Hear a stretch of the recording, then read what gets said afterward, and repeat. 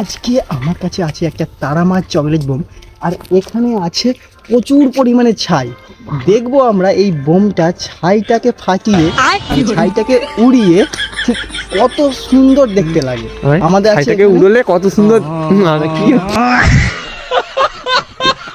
চলো আমাদের কাছে যে বোমটা আছে বোমটাকে আমি ফিক্স করে ই মার খাবে।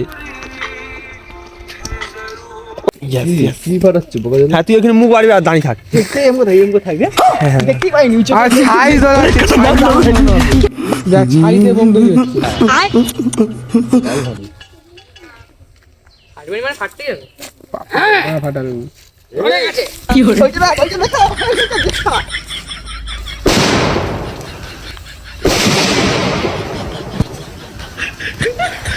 চিঠি পাঠানো